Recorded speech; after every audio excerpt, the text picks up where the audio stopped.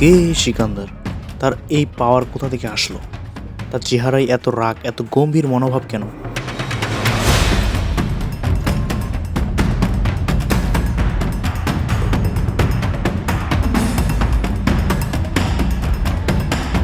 হে বন্ধুরা, অবশেষে মুক্তি পেল সিকান্দার আপকামিং ইন্ডিয়ান থ্রিলার। মুভিটি 10 এপ্রিল 2024-এ আনুষ্ঠানিকভাবে ঘোষণা করা হয়েছে।